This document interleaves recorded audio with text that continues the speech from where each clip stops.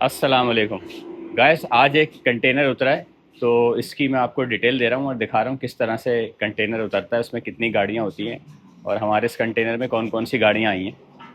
तो ये एक किया 40 आई है इसमें, एक आई है इसमें वॉक्स वैगन की जेटा, एक है सेंट्रा और एक करोला है।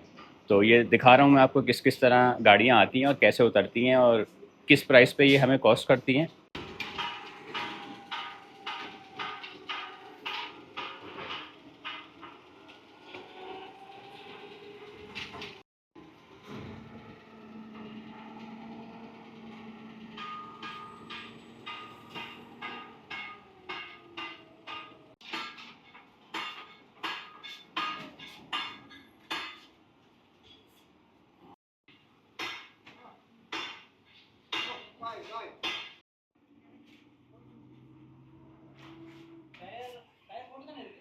ये देखें, इस तरह से जो है ना, एक के ऊपर एक गाड़ी होती है और ये बीच में एक लकड़ी की स्टिक लगी हुई है बड़ी सी, इसके ऊपर रखते हैं। इसके पीछे भी दो गाड़ियाँ और हैं।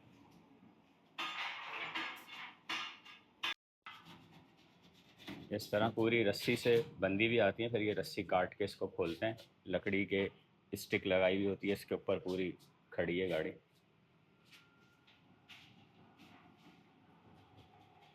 ये ऐसे नहीं होता कि एक गाड़ी के ऊपर एक और चढ़ा दी जाए, बीच में गैप रखा जाता, वरना डैमेज हो जाएंगी गाड़ियाँ।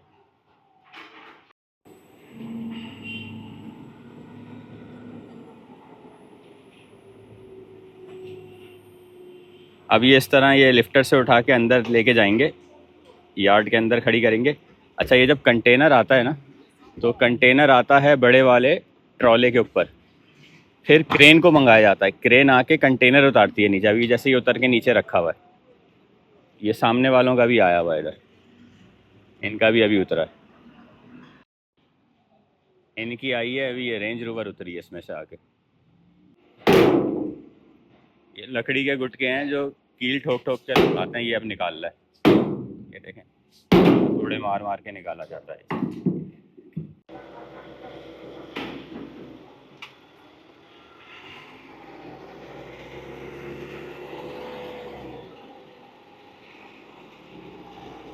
ये सेंट्रा निकली है भाई इसमें से। अब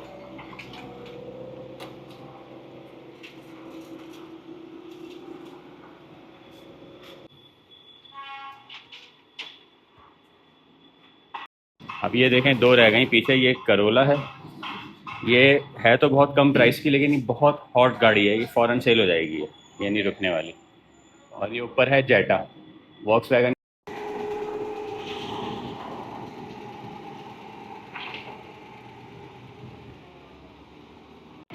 अब रह गई है भाई जेटा।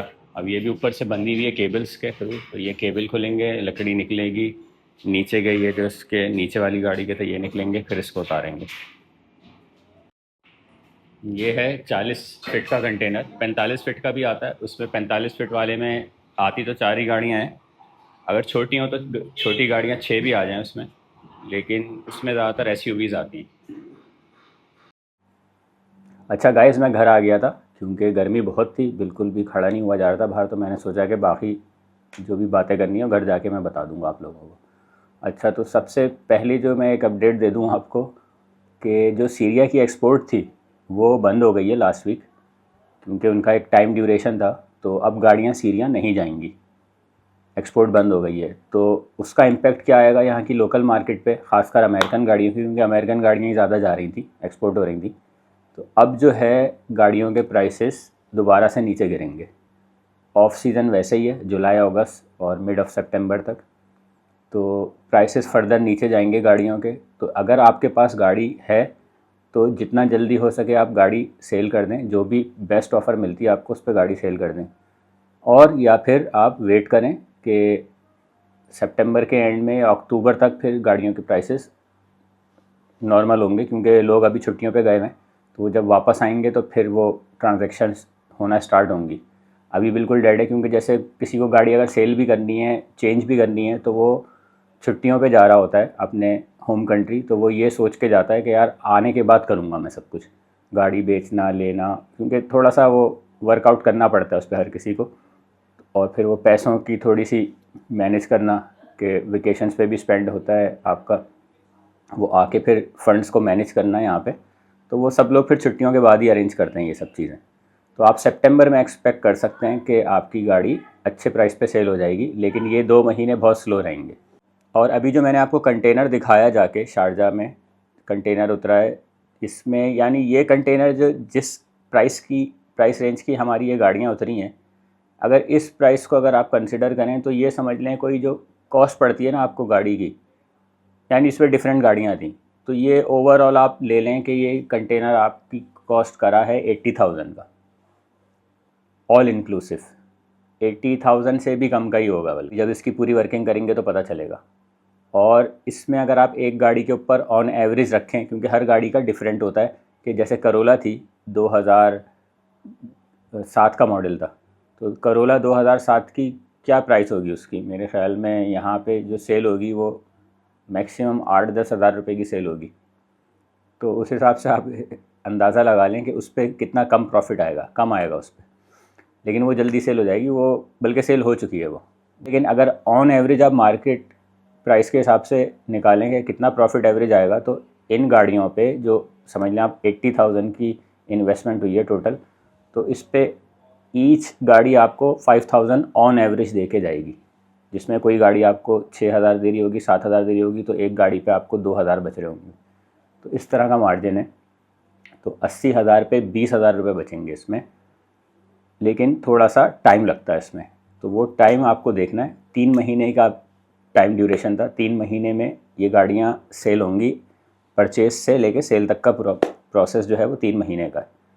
तो 80,000 पे 20,000 रुपये बचेंगे इसमें, थोड़ा ऊपर नीचे कर लें उसको, वो 17 भी हो सकते हैं और वो 21-22 भी हो सकते हैं। गाइस, अगर आपको मेरी वीडियोस अच्छी लगती हैं, उससे कुछ इन्फॉर्मेशन मिलती है, तो चैनल को सब्सक्राइब करें, वीडियो को लाइक करें और अपने दोस्तों के साथ शेयर करें। और एक और चीज़ अभी मैंने नोटिस करी है, मैं पिछले 1 हफ़्ते से नोटिस कर रहा था अपने रेजिडेंशियल एरिया में, तो यहाँ पे हर जगह ना शारजा वालों ने, म्यूनसिपलिटी ने ब्लू बोर्ड लगा दिए। तो वो प्रीमियम पार्किंग है, वो रात को 12 बजे तक रहेगी, और अगर आपके पास परमिट है तो आप खड़ी कर सकते हैं उसमें, वरना 12 बजे तक वो पेड है। और पब्लिक हॉलीडेज़ में और फ्राइडे को भी पेड है, वो फ्री नहीं है पार्किंग, यानी फ्राइडे को जो फ्री होती है वो भी फ्री नहीं है अभी यहाँ पे। तो वो पूरा जितना भी एरिया है ना मेरा, अलमजाज 1, 2, 3, कस्बा, अल खान और अल ताउन, ये सब में इन्होंने अक्सर जगहों पे प्रीमियम पार्किंग बना दी है, ब्लू बोर्ड लग गए हैं। तो अब पार्किंग आपको लेनी ही पड़ेगी, अगर आपने पार्किंग नहीं ली हुई थी तो वो मस्ट हो गया है। और दूसरा, अभी आज मैंने नोटिस किया, मैं गया हूँ इंडस्ट्रियल एरिया, तो इंडस्ट्रियल एरिया में हर जगह इन्होंने मार्किंग कर दी है पार्किंग की, और बड़ा यानी थोड़ा सा अजीब सा भी लगा मुझे। अब देखें आगे पता चलेगा क्या होता है उसमें, कि जो वर्कशॉप्स हैं उनकी जो एंट्रेंस है गेट की, जहाँ से गाड़ी अंदर जाती है और बाहर आती है, उस जगह पे भी इन्होंने मार्किंग कर दी है कि गाड़ी पार्क होगी वहाँ पे। तो अगर वहाँ पे भी गाड़ी पार्क होगी तो गाड़ी अंदर कैसे जाएगी और अंदर की बाहर कैसे आएगी? अगर कोई गाड़ी पार्क करके पार्किंग पे करके चला गया वहाँ से, तो वो तो लायबल नहीं है कि आके गाड़ी हटाए अपनी, क्योंकि वो पेड पार्किंग है। लेकिन वो भी अजीब सी बात है, फिर वो गाड़ी अंदर कैसे जाएगी? तो खैर ये समझ से बाहर है कि उधर मार्किंग क्यों करी है इन्होंने। उस पर तो येलो मार्किंग होती है कि पार्किंग नहीं कर सकते आप, ये मार्किंग करके गए हैं कि पार्किंग कर सकते हैं आप। तो ये मेरे ख्याल में रिजॉल्व होगा कुछ दिनों में ये मसला भी।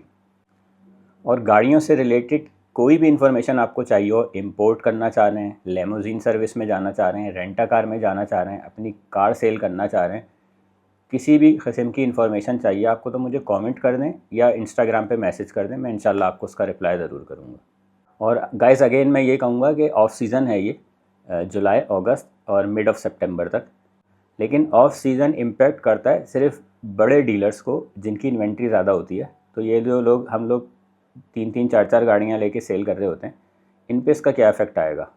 बायर इतने तो अवेलेबल हैं कि आपकी 1-2 गाड़ियाँ सेल हो सकती हैं उसमें, तो उस पर कोई इफ़ेक्ट नहीं आता। इवन ये टाइम आपके लिए बेहतर होता है कि आप बाइंग करें, क्योंकि जो गाड़ी बेच रहा होता है उसको बायर नहीं मिल रहे होते। लेकिन जैसे आजकल हमें भी ना गाड़ियाँ मिल नहीं रही हैं, कम मिल रही हैं थोड़ी, क्योंकि लोग हैं ही नहीं जो बेचें, लोग सब छुट्टियों पे चले जाते हैं। तो जब आएंगे ये लोग तो फिर गाड़ियाँ सेल करेंगे, फिर सितंबर से एकदम पीक आएगा सीज़न का। तो अभी तो गाड़ियाँ हैं ही नहीं मार्केट में, बड़ी मुश्किल से मिल रही हैं गाड़ियाँ। तो अभी टाइम है बाइंग का, जितनी ज़्यादा बाइंग हो सकती है, आप जो लोग बेच रहे हैं वो कम प्राइस पे बेचेंगे तो उनसे आप बाइंग कर सकते हैं। और जो भी आपको पहली ऑफ़र मिले, अगर आपके पास गाड़ियाँ खड़ी हैं तो अमेरिकन गाड़ियों की बात कर रहा हूँ मैं, अमेरिकन गाड़ियाँ जिसके भी पास खड़ी हैं, क्योंकि वो एक्सपोर्ट तो है नहीं अब, तो जो भी आपको प्राइस मुनासिब लगे, बेहतर मिले, उस पर आप गाड़ी सेल कर दें। वरना आप खड़े खड़े गाड़ी की पार्किंग और उसकी जो मेंटेनेंस निकलती रहेगी, अगर उसका मुल्किया है तो वो भी एक्सपायर हो जाएगा कुछ दिनों में। तो चलें गाइस, मिलते हैं एक फिर नई वीडियो में नई इन्फॉर्मेशन के साथ। जब तक अपना ख्याल रखें, टेक केयर, अल्लाह हाफ़िज़।